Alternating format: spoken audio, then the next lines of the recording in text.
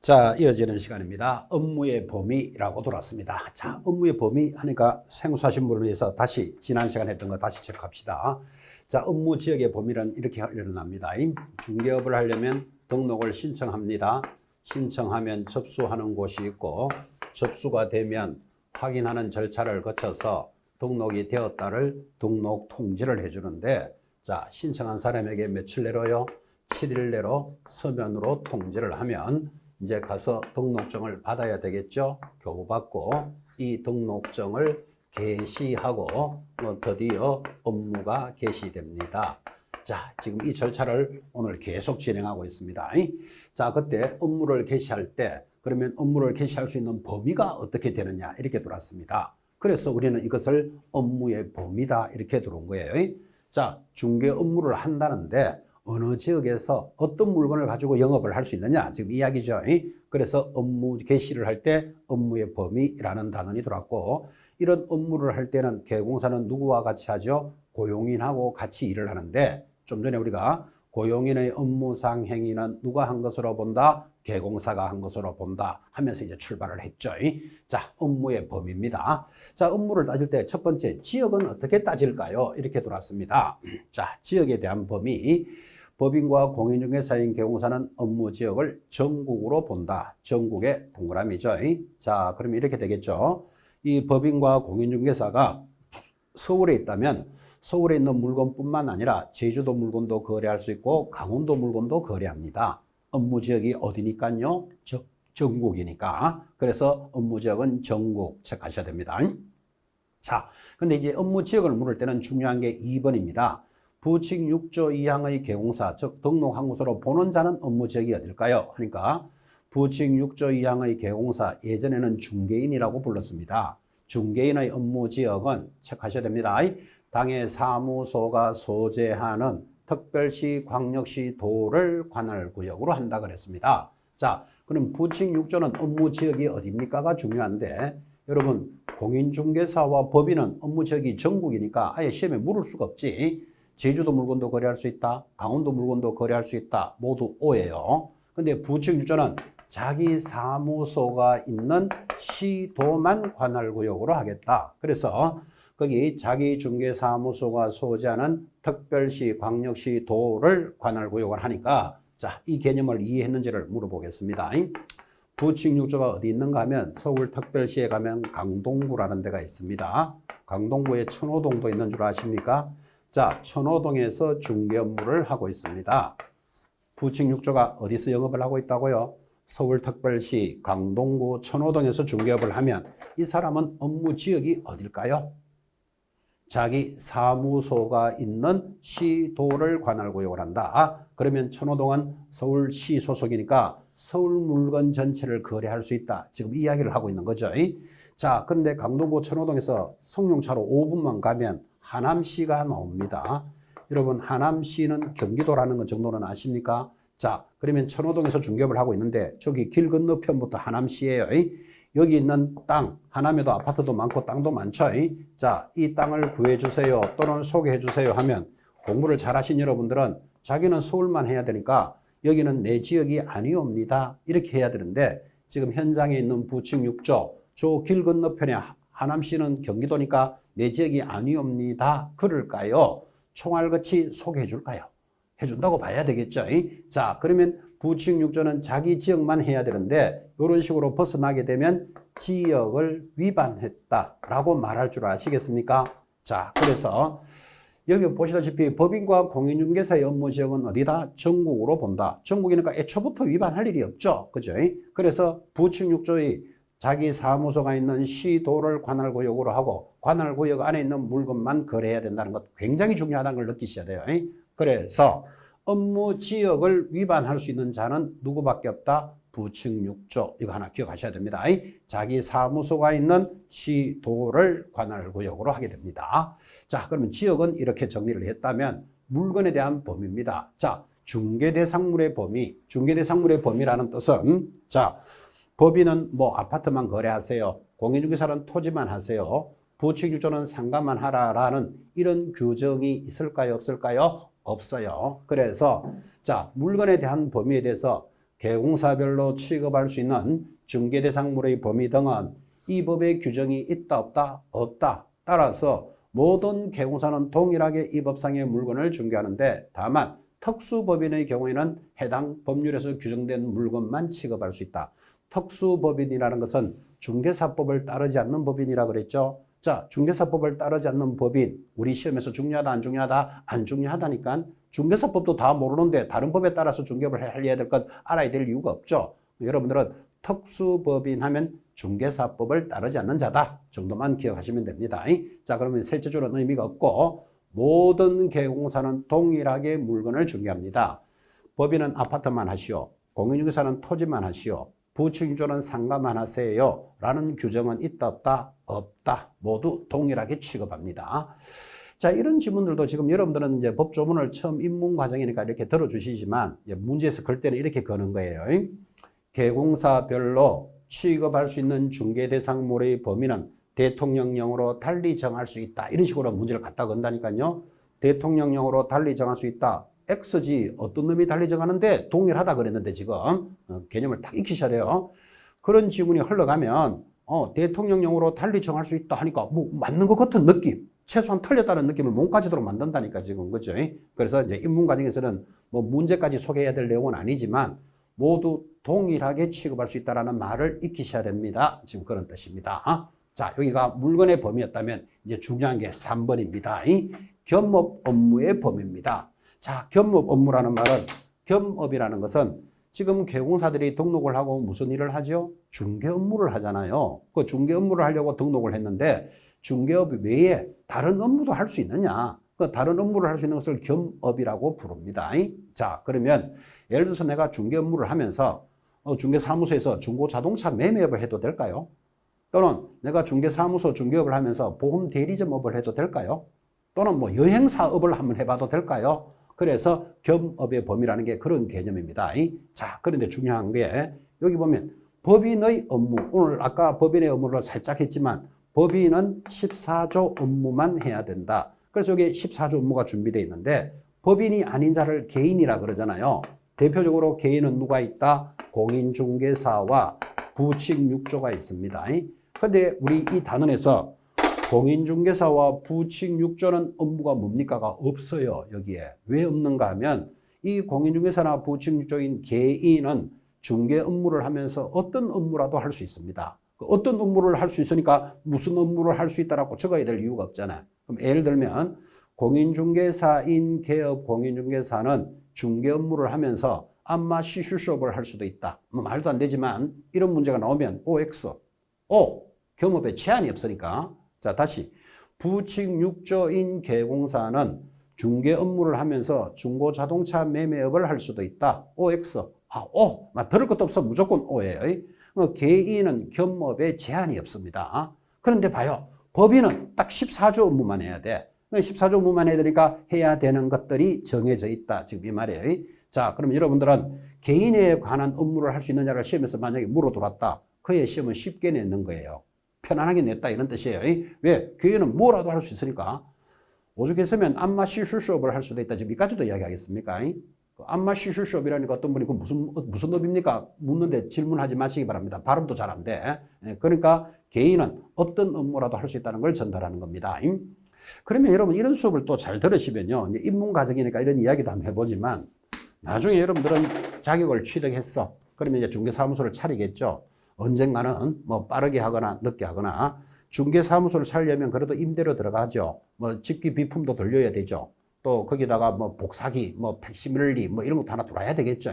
자, 이렇게 해서 중개사무소 차려서 중개업을 하고 있는데 굳이 중개업만 할 필요가 없는 거라. 겸업에 제한이 없으니까. 예전에 자기가 하던 일이 뭐 여행사업을 했던 사람이다. 그럼 여행업에 대해서도 전문적이잖아요. 그럼 여행업을 같이 해도 돼. 예를 들면 꽃꽂이업을, 내가 꽃집을 했다. 그러면 중개사무소라면서 꽃꽂이업을 대행해도 된다고. 겸업에 제한이 없으니까. 여러분 유인한다 이런 말 들어보셨죠? 나쁜 뜻으로 유인이 아니고 그죠? 어차피 중개사무소 차리면 경비 들어가지 비용 들어가는 걸 다 차려놨더라면 여행업을 했던 분은 여행업도 같이 하는 거예요. 겸업에 제한이 없으니까. 그러니까 예를 들어서 고객이 오시면 뭐 이 아파트 하나 사시겠습니까? 아니면 뭐 일본 한번 갔다 오시죠? 이렇게 뭐 여행업으로 해도 되잖아. 그죠? 꽃집을 했다. 요즘은 거기 밖에 나가면요, 자동차 매매업 하는데, 자동차, 뭐 신규 대리점이라 할까요? 하는데 보면 한쪽에 차들이 이렇게 진열돼 있죠. 보통 시내, 그죠? 또 위치가 좋은데 그런 자동차 판매점이 있으니까. 한쪽에 카페 차려놓은 거 혹시 본 적 있습니까? 커피라든지 이런 거 판매하는 장소를 만들어 놓고, 의자도 갖다 놨어요. 저건 제가 그걸 읽어보면서 참 잘했다 이런 생각 들어. 커피 마시러 와서 차 구경하고, 그죠? 차 구경하다가 차 한잔 마시고 가고, 그죠? 그러면 한 공간에서 여러 가지 일을 할 수 있잖아, 그죠? 그러면 수익성 면에서 훨씬 낫죠. 그래서 개인들은 겸업에 제한이 없다는 거. 그러면 여러분들은 나는 나중에 중개업을 할 때 무슨 업무를 같이 해볼까? 이것도 한번 연구해 보는 것도 괜찮습니다. 그러면 공부하는 게 좀 덜 지겹기도 하고, 그죠? 생각도 더 잘 들어오겠죠. 법인은 14조 업무만 해야 되지만 개인은 겸업에 제한이 없다니까요. 그래서 개인의 업무는 뭐를 할 수 있다는 걸 적어 놓지를 않았다니까. 어떤 업무라도 할 수 있으니까. 우리 졸업생 중에서는 그죠? 이런 이제 개인이 중개사무소업을 하시겠죠. 하면서 자기는 거기 아마 관심이 많은 것 같아요. 명리학이라는 거 아십니까? 혹시? 명리학 이러면 좀 말이 너무 고상하고 사주팔자 보는 거예요. 이분은 아마 사주팔자에 관심이 많았겠지. 그래서 중개사무소 해놓고 옆에 뭐라고 적어놨는가 하면 당신의 사주팔자를 서비스로 봐드립니다. 이거 적어놨어. 그죠? 그러면 사실은 뭐 사주팔자가 그게 뭐 맞는 건지 틀린 건지는 모르지만 여러분 고객이 왔을 때 그죠? 뭐 이 아파트 괜찮습니까? 빌라 뭐 새 살겠습니까? 하는데 만약에 사주팔자에 관심이 있는 분은 이 땅이 당신 사주하고 맞습니다. 그러면 안 살 것 하나 더 사는 경우가 생기겠죠. 그래서 사주팔자 명리업을 같이 하는 우리 졸업생도 있어요. 영업 잘할까요? 못할까요? 잘합니다. 사주팔자 보고는 뭐 돈 받고 이런 건 없어. 이건 서비스로 해주는 거니까. 자기는 어차피 주 업무가 뭐다? 중개업을 하는 사람이니까. 그죠? 그래, 이런 거 참 하는 거 나 참 잘하고 있다. 난 이런 생각 한다고요. 그래서 여러분들이 공부를 하시면서 나는 나중에 공인중개사로 될 확률이 80%라 그랬잖아요. 지금. 그죠? 공인중개사인 중개업을 하실 때는 중개업만 하지 말고 다른 겸업 업무를 뭐를 같이 해볼까? 이런 것도 한번 생각해 보는 것도 괜찮습니다. 뭐 결혼 상담업 이런 거 해도 되지. 요새 듀오 뭐 이런 말 들어보셨죠? 그래서 부동산만 소개하지 말고 신랑 신부도 소개해 보는 거예요. 그래서 겸업에 제한이 없다는 말을 이 정도로 전달했습니다. 자, 그런데 이제 법인이 해야 되는 업무는 정해져 있어. 그래서 이 법인이 해야 되는 업무는 시험에서 빠진 적이 이제 한 번도 없습니다. 그래서 중개법인의 업무를 펴놓고 공부해야 됩니다. 자, 개인은 겸업에 제한이 없으니까 어떤 업무라도 할 수 있는데 중개법인의 업무는 7가지가 쫙 나타났고 시험에서 빠진 적이 한 번도 없다. 오늘 그런 이야기를 계속하고 있지만 여러분 한 번 듣고 어째 이걸 다 암기하시겠어요? 그죠? 또 뭐 다 이해하시겠나? 근데 법인의 업무는 중요하다더라 정도는 가져가셔야 된다고. 자, 첫 번째 법인이 하는 업무가 뭐죠? 중개업을 할 수 있다. 옆에다가 당근 적으셔야 돼. 원래 법인이 하는 업무는 주 업무가 중개업이에요. 1번 당연히 중개업을 할 수 있습니다. 자, 2번부터 중요하죠. 상업용 건축물 및 주택의 임대 관리 등 부동산의 관리 대행을 할 수 있는데 여기 상업용 건축물을 한마디로 뭐 상가 그러는 거예요. 상가. 자, 주택은 한마디로 뭐 아파트 이러면 되겠죠. 상가와 주택을 임대 관리할 수 있습니다. 여기다가 슬쩍 넣기를 공장 이래 들어옵니다. 공장을 관리 대행하는 것도 있다 없다? 없다. 그 물건을 잘 보라 이 말이에요. 상가와 주택에 대해서만 관리를 대행합니다. 자, 이 문제를 그죠? 이제 여러분들은 상가와 주택을 임대 관리할 수 있습니까? 하면 여러분들은 예, 맞다. 이러면 되잖아. 법조문대로. 이거를 한 번은 이렇게 법조문으로 들어옵니다. 상가와 주택의 임대 관리할 수 있느냐? 할 수 있다. 이렇게 들어오면 이거 쉽게 나온 거예요. 왜 쉽게 나왔는가 하면 법조문을 그대로 시험에 냈잖아요. 그럼 이 단어는 여러분이 계속 1년 동안 보기 때문에 이제 쭉 흘러가면 벌써 앞면에 있는 지문이 딱 들어오게 돼 있다니까요. 보통 이렇게 묻는데 요거를 알고 있다는 전제하에 사례 문제로 이렇게 묻습니다. 미국인 스미스가 구입한 상가 2채를 법인이 관리를 대행해주고 연간 1,200만 원의 수수료를 받았다. 해놓고 이거 해도 되느냐 이렇게 묻습니다. 뭐라고요? 미국인 스미스가 강남에 상가를 2채 샀는 모양이지. 그러면 그 스미스가 뭐 관리비도 내고 뭐 이렇게 뭐 관리하는 게 어렵잖아요. 그러면 법인에게 맡겨서 그 임대를 관리 대행해주고 법인에게 연간 1,200만 원. 연간 1,200 해야 한 달에 100만 원씩 줬다 이 말이잖아 지금. 그지? 이거 법인이 할 수 있느냐 이렇게 물어 들어온다고요. 답이 뭐? 잡으셔야 돼요. 이렇게 법조문으로 물으면 쉽게 들어오는데 이거를 사료로 묻는다니까. 미국인 스미스가 구입한 상가 두 채를 관리 대행해주고 연간 1,200만 원을 받았다. 그럼 여러분들은 이거 법인이 할 수 있는 거 맞다. 동그라미 딱 잡으셔야 되는데 갑자기 웬 스미스 이러고 있으면 이제 날 샌다 이 말이에요. 그래서 한 번은 법조문, 한 번은 사료로 나오니까 이제 사료로 나오는 거라서 앞으로 꾸준히 수업을 할 거예요. 법인이 할 수 있는 것 세 번째, 부동산을 이용하고 개발 및 거래에 관한 상담을 할 수 있는데 우리는 이를 일명 컨설팅업을 할 수 있다 이렇게 말합니다. 자, 컨설팅업을 할 수 있다 하면 또 법조문 그대로 부동산을 이용하고 개발 및 거래에 관한 상담을 할 수 있다 하면 이렇게 잡으면 되는데 이것도 이렇게 묻겠죠. 자, A 법인에서는 오래된 주택을 철거하고 그 자리에 원룸을 신축하여 수익금의 5%를 법인이 갖기로 하였다. 시험 지문에 이렇게 뜹니다. 그거 할 수 있다 없다? 그게 부동산을 이용하고 개발에 대한 상담이라는 것 동의하시겠습니까? 여러분 오래된 주택이 있습니다. 자, 이거를 그냥 사고 파는 게 중요한 게 아니고 이거를 철거하고 자, 여기 원룸을 짓습니다.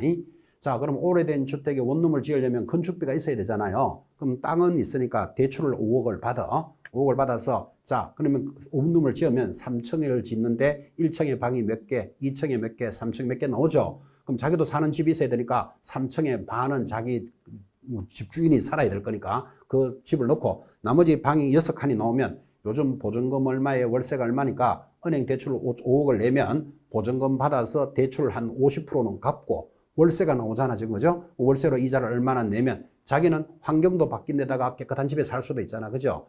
이렇게 부동산을 이용하고 개발에 대한 상담을 컨설팅업이라 하고 이를 우리는 개발 중개다 이렇게 말하는 거예요. 그럼 앞으로 여러분들은 아파트를 하나 사주세요, 팔아주세요를 소개하는 것은 단순 중개고 앞으로는 뭐를 해야 된다? 개발 중개를 잘해야 됩니다. 개발 중개를 잘 하려면 많이 알아야 되죠. 건축법도 좀 알아야 되겠고 등기법도 알아야 되겠고 그죠? 여기 몇 칸을 올 수 있으면 건폐율 용적률이 어떻게 되니까 5층까지 지을 수 있다, 3층을 지을 수 있다는 것 알아야 되죠. 그런 것들이 지금 여러분들이 배우는 전부의 공부입니다. 부동산 공법, 등기, 지적, 세법이 이제 그런 걸 공부하는 거잖아, 지금. 그죠? 거기다가 우리 중개사법은 중개하는 것까지도 공부하죠. 그러니까 결국은 이 입문 과정에서 여러분들이 공인중개사를 공부한다. 이러니까 시험을 공부한다라고 생각이 되지만 사실은 우리 생활에서 살아가는 법을 배우는 겁니다. 지금까지 이런 거 모르고도 다 살았죠. 모르고 살아도 전혀 지장은 없었지만 이런 걸 배워보시면 내가 이런 것도 모르고 지금까지 살았구나. 이런 생각도 많이 하게 될 거예요. 그래서 공인중개사 공부를 해보시면 생활법률이니까 그래서 이걸 국민고시다 이런 말을 하잖아요. 공부를 해보면 시험에 대한 목표도 중요하겠지만 살아가면서 알아야 되는 법률이었구나 또 절실하게 느낄 거고 아마 거기에 대해서 여러분들 보람도 느끼게 될 겁니다. 보통 TV 뉴스 이런 거 예사로 보잖아요. 우리가 뉴스 이렇게 흘러가면 그냥 뉴스니까 뉴스 이렇게 보지 그거 시험 치듯이 막 세밀하게 잘 안 듣잖아. 그죠? 그리고는 뉴스 듣고 나면 그 다음 돌아서면 뭐 들었는지도 잘 몰라. 왜? 그냥 건성건성 들으니까. 그런데 이제 이 공인중개사를 공부해 보시면 뉴스가 귀에 들어온다 이런 말을 합니다. 어떤 지역에서 투기 과열지구로 지정이 되어 LTV가 50%로 하향 조정되었습니다. 이런 게 뉴스에 지나간다니까요. 그럼 일반인들 그거 무슨 말인지 모른다니까 지금 그죠? 자, 분당에 투기 과열지구가 되어서 이제 아파트 대출이 80%에서 50%로 줄어들었다 그런 이야기를 하고 있는 거예요 지금 거기에. 그러니까 분당 사는 사람 아니면 별로 관심도 없지. 내가 분당 갈 일도 없으니까. 뉴스를 반은 흘려 듣는다니까요. 근데 이제 이 부동산 공부를 해보시면 저게 그런 이야기를 하는 거구나 이런 게 들어온다니까요. 그런 걸 알게 됨으로써 사람은 나름대로 보람도 생깁니다. 그래서 이왕 시작하신 공인중개사 공부 여러분들은 보람을 위해서라도 할 수 있습니다. 보람을 느끼려면 자기가 좀 열심히 해야 돼. 대충 막 지나가서는 될 일이 아니고. 자, 이야기가 옆으로 좀 샜지만 법인은 뭐를 할 수 있다고요? 오래된 주택을 철거하고 원룸을 신축하여 수익금의 5%를 법인이 갖기로 하였다. 그 뜻이 부동산을 이용하고 개발에 대한 상담이다. 이 개념을 익히셔야 됩니다. 네 번째, 개공사를 대상으로 중개업의 경영 기법 및 경영 정보를 제공할 수 있는데 우리는 이것을 일명 프랜차이즈업이다 이렇게 말합니다. 여러분 프랜차이즈업 이런 말 들어본 적 있나요? 프랜차이즈업을 굳이 우리말로 번역하면 가맹점업이다 이런 건 들어보셨나요? 여러분 지금 우리 현대 사회에서 최고의 가맹점 프랜차이즈가 뭘까요? 뭐 해야 될 이야기도 많겠지만 스타벅스 이런 이야기 할까요? 또는 파리바게뜨 이런 말. 여러분 빵집을 하고 싶어 여러분이. 근데 여러분은 빵집은 하고 싶지만 빵을 만들 수를 압니까? 원료를 어떻게 구입해가지고 어떻게 진열해서 어떻게 영업해야 될지 전혀 모르잖아. 근데 빵집은 하고 싶어. 하려면 어떻게 하면 되죠? 파리바게뜨에 가입을 하면 거기서 전을 쫙 펴주죠. 근데 영업할 수 있도록 해주고 자기는 그 대신에 뭐 가맹 수수료를 내야 되겠지. 지금 아마 그 파리바게뜨 이런 것들은 웬만한 지역, 장소 안 되는 지역은 잘 내주지도 않습니다. 뭐 예를 들어서 가맹 수수료가 5억이다 뭐 이런 말도 하잖아 지금 그죠? 그렇듯이 우리 부동산도 개공사를 대상으로 중개업의 경영 기법 및 경영 정보를 제공하는 것을 프랜차이즈업을 할 수 있다 이런 뜻이에요. 그러니까 밖에 나가면 가끔 만납니다 여러분들. 부동산 서버 역삼점 혹시 간판 이런 거 본 적 있습니까? 부동산 서버 일산점 이런 거 있습니다. 그게 프랜차이즈업이잖아요. 그죠? 여러분들은 자격시험에 합격을 해서 자격증을 땄지만 어떻게 고객을 만나서 어떻게 고객을 관리하면서 어떻게 중개업을 해야 될지는 전혀 모른다 하더라도 그럼 부동산 서버에 관리하면 전을 쫙 펴준다니까요. 고객 명단 이런 거 다 관리해 줍니다.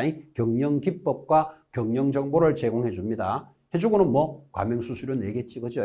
그래서 이런 개공사를 대상으로 중개업의 경영 기법 및 경영 정보를 제공하는 일명 뭐 프랜차이즈업을 할 수도 있다. 지금 법인이 할 수 있는 업무를 가고 있습니다. 가장 시험에 많이 나왔던 것 주택과 상가를 분양할 수도 있습니다. 자, 여기서 토지 분양하면 X 꼭 짚으셔야 되고 토지를 분양할 수 있는 힘은 주지 않습니다. 개공사에게. 토지는 누가 분양할까요? 토지개발공사 혹시 이런 말 들어봤나요? LH공사 이런 말 들어보셨죠? 그래서 우리 개공사에게 분양을 할 수 있는 힘은 주택이나 상가에 대해서만 분양을 대행합니다. 여기 토지가 안 들어간다는 것도 시험에 굉장히 잘 들어옵니다. 자, 6번째 법인이 할 수 있는 거 중개업에 부수되는 업무로서 대통령령이 정하는 업무인데 그게는 중개 의뢰인의 의뢰에 따른 도배, 이사업체의 소개 등 주거 이전에 부수되는 뭐 용역의 알선도 할 수 있다. 이 용역의 알선 같은 것도 참 귀하죠. 여러분 이삿짐센터, 익스프레스 이런 거 들어보셨나요? 자, 포장이사는데 경비 얼마쯤 들까요? 뭐 나름이겠죠. 뭐 가깝게 지역을 가거나 멀리 가거나 뭐 이런 거 따라서 뭐 300만 원 또는 400만 원, 뭐 150만 원 이렇게 들 건데 자, 그런 이삿짐센터 사장님은 어디 가서 일거리를 많이 받아야 될까요? 1. 청와대에 가서 받아야 된다. 2번 중개사무소에 가야 된다. 답이 몇 번? 이사 가고 오고는 중개사무소가 제일 잘하는 거예요. 청와대에 가서 그 일거리 받아가 될 문제가 아니죠.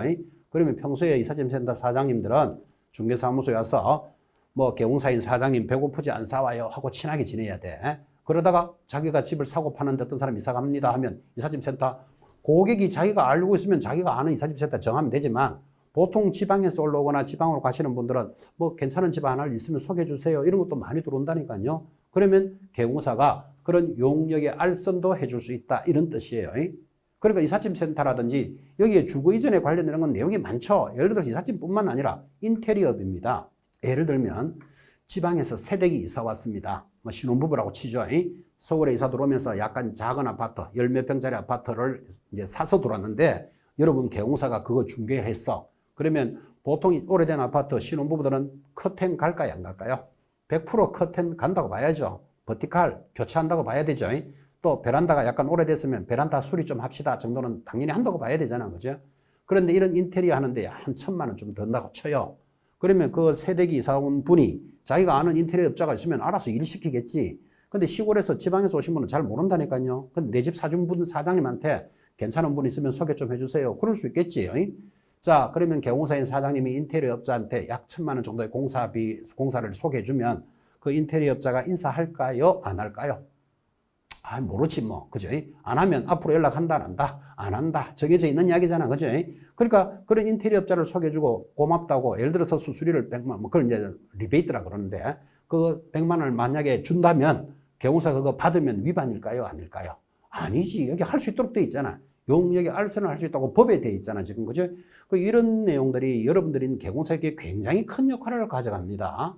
지금 이거 이제 시험을 치기 위해서 공부를 하고 있는 모습이지만 여기 도배, 이사업체 하니까 좀 시골스럽죠. 도배 옆에다가 버티칼 이런 거 하나 적어 놓으셔야 돼. 이사업체 하니까 시골스럽습니까? 뭐 예를 들어 익스프레스 이런 거 소개할 수 있다 이 말이에요. 또 집을 사고 팔면 반드시 뭡니까? 등기하게 되겠죠. 그 등기는 법무사한테 맡기잖아. 그죠? 자기가 잘 아는 법무사가 있으면 법무사한테 등기하면 되는데 자기 집을 사준 개공사한테 보통 의뢰한다니까요. 그러면 등기 뭐 법무사 수수료 잘 아시는 분 있습니까?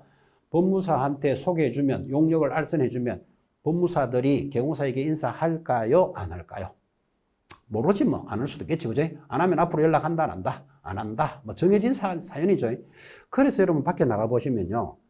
법무사들이 있고 개공사들이 있는데 누가 갑의 위치에 있는 줄 아십니까? 개공사가 갑의 위치에 있다고. 왜? 등기 업무, 일거리를 주니까. 그래서 명절에 술 돌리는 건 법무사들이 술 돌립니다.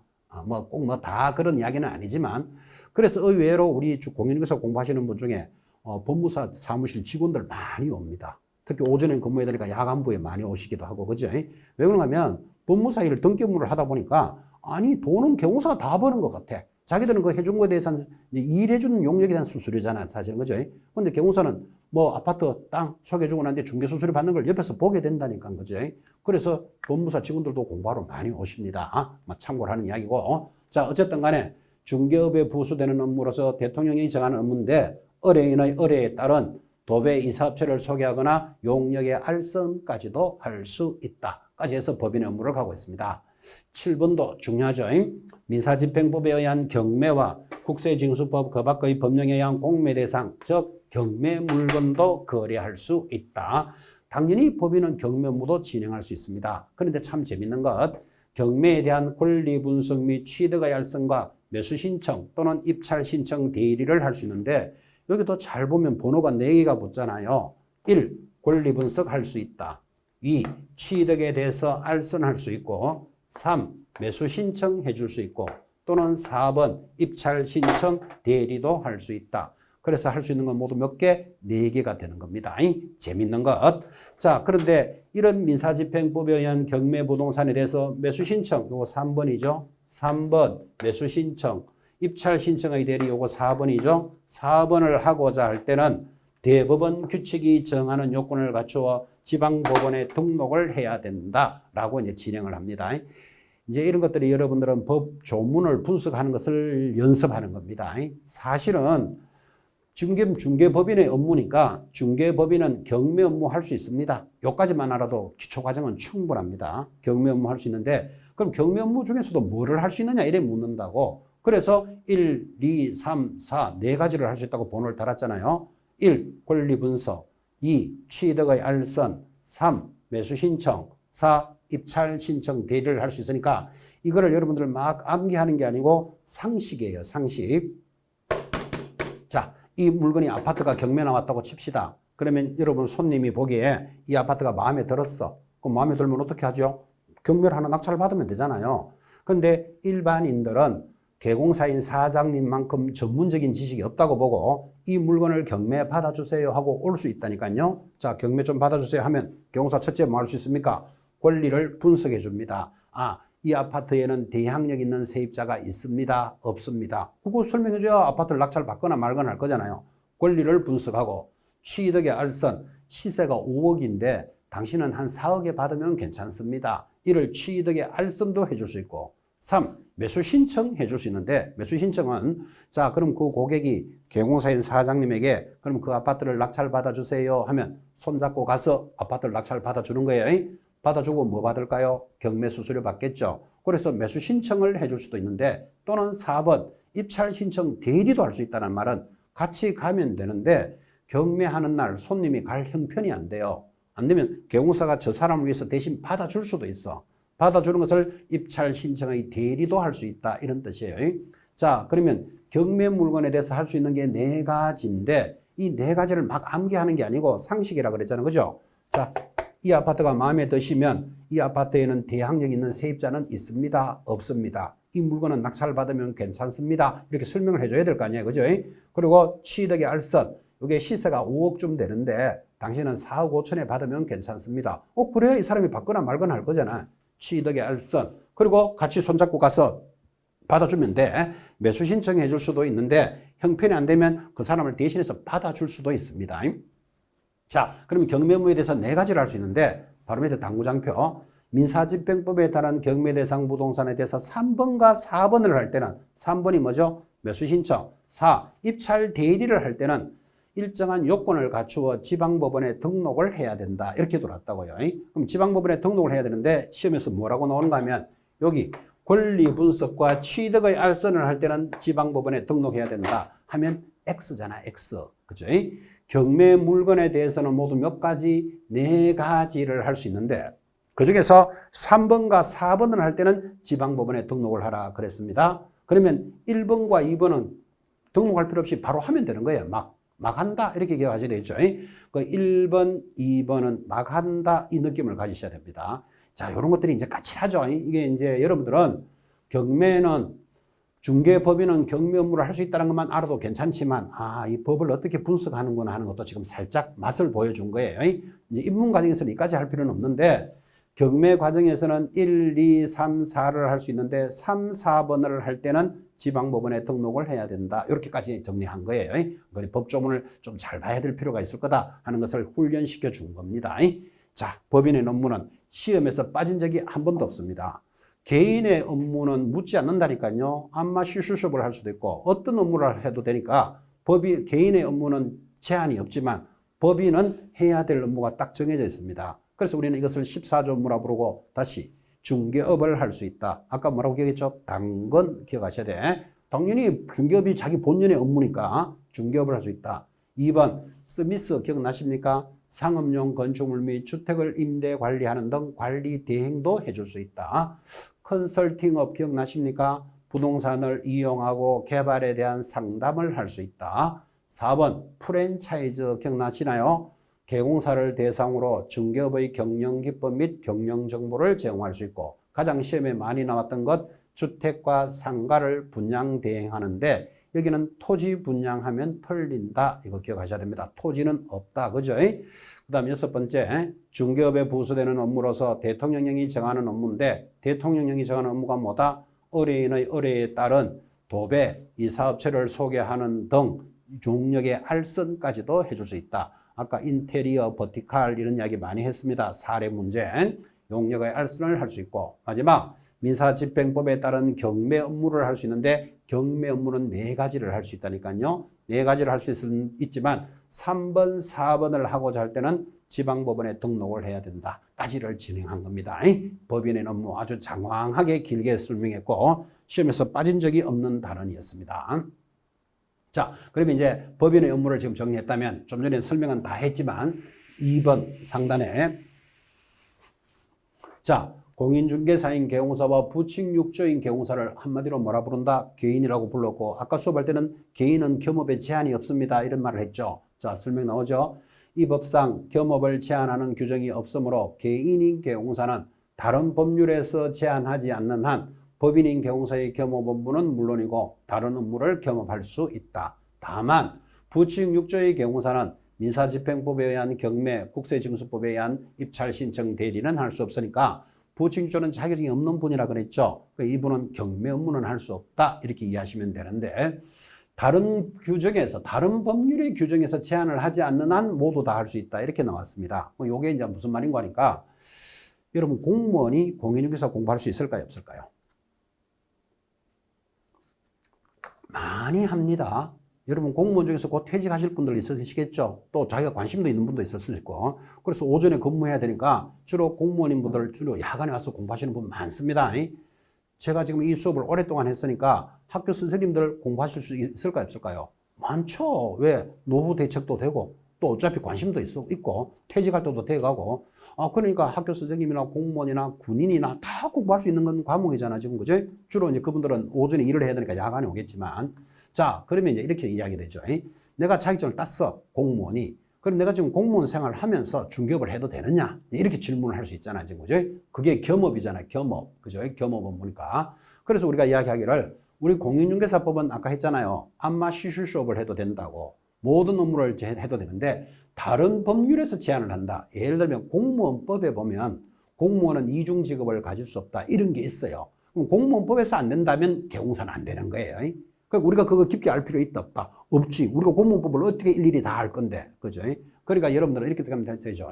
우리 중개사법에서는 이 법상, 이 법이 중개사법이잖아요. 이 법상 겸업을 제한하는 규정은 없다. 없으니까 어떤 업무를 해도 된다. 그런데 타법에서 제한을 하면 할 수는 없을 것이다. 그 정도로만 기억하시면 되는 거예요.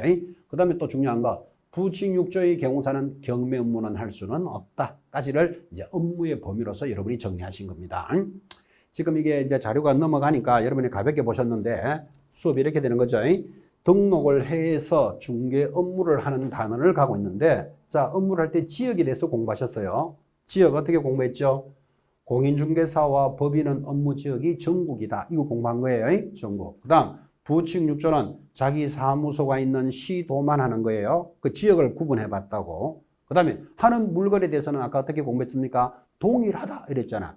아파트만 해라, 토지만 해라 이런 규정은 없다. 동일하다. 끝났고. 자, 하는 업무는 어떻게 차이가 나느냐 하니까 개인은 겸업에 제한이 없다. 좀 전에 보셨지만 법인은 해야 될 업무가 딱 정해져 있었다. 여기까지 하신 거예요.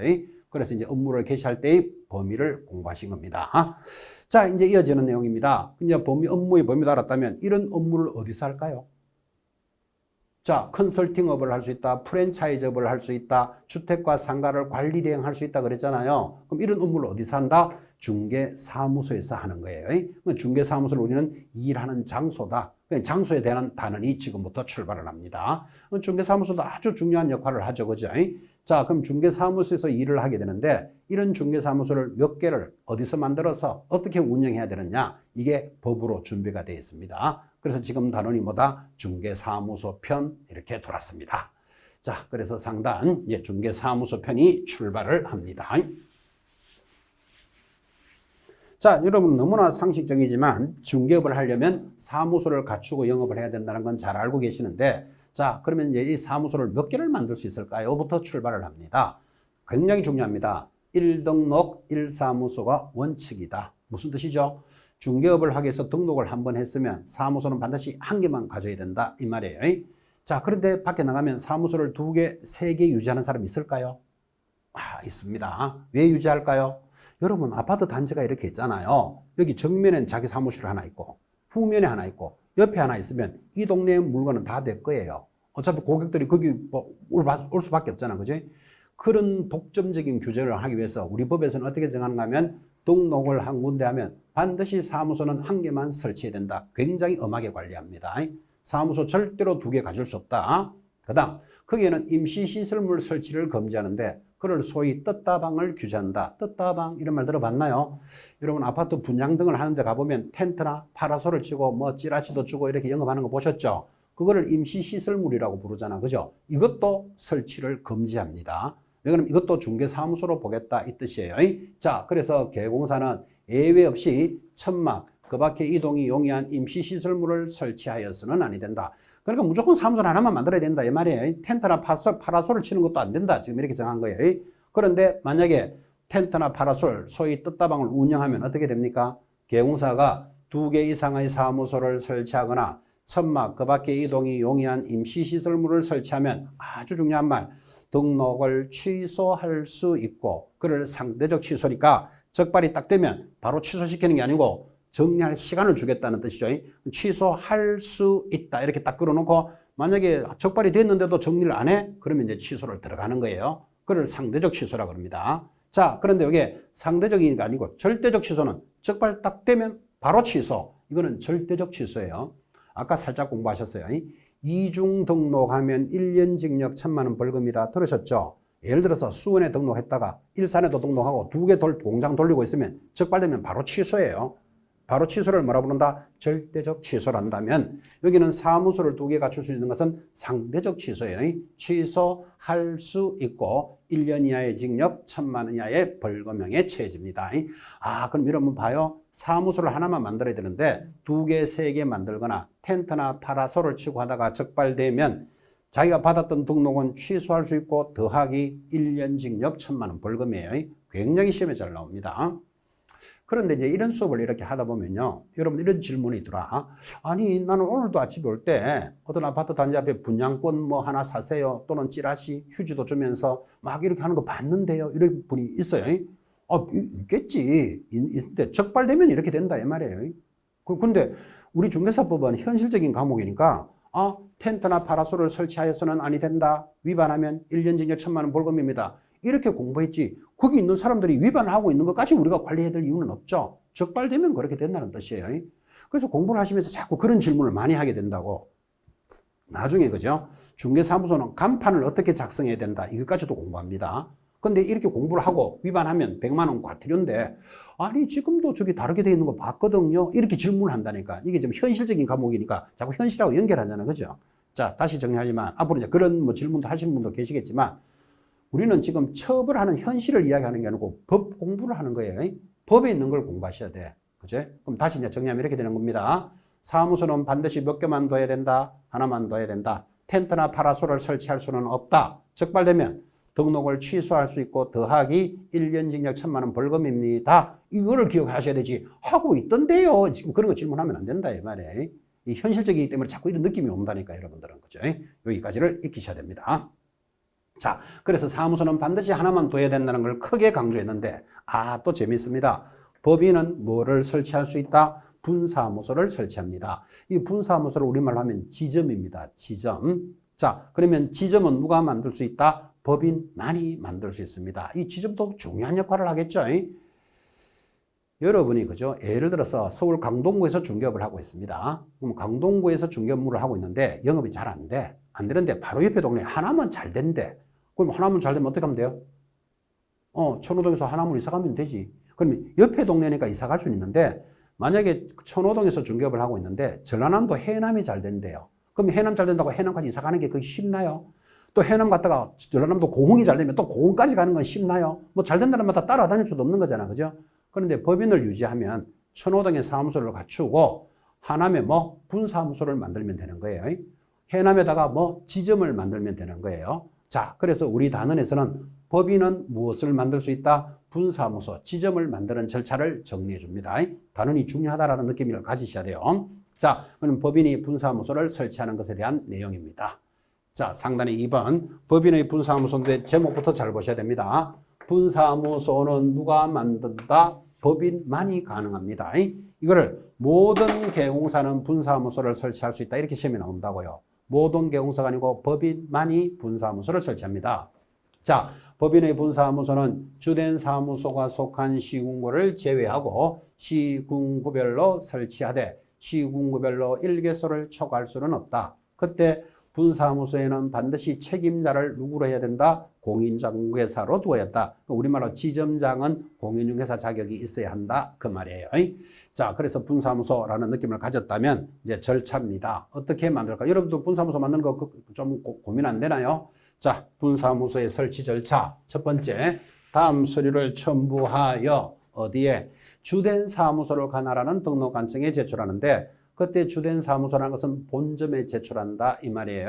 그래서 분사무소에 관련되는 것은 모두 본점에서 처리합니다. 자, 그때 가져가는 서류 분사무소 책임자 공인중개사 자격증 사본 뭐라고요? 제출할 필요는 없다. 이것도 시험에 나온다고요.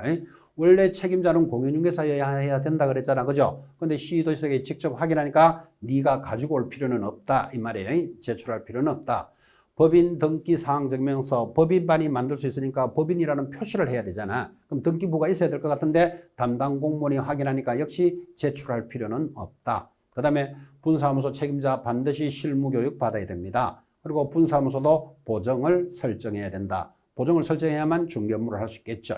그리고 건축물 내장에 기재된 사무소를 확보할 것, 가져가는 서류에 대한 내용. 그리고 당연히 그때 지자체 단체가 조례가 정하는 수수료를 납부하도록 되어 있습니다.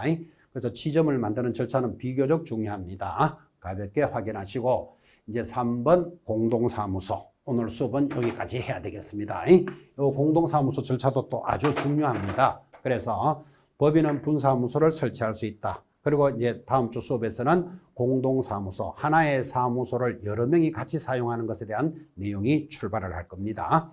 자, 오늘 수업은 여기까지 마무리입니다.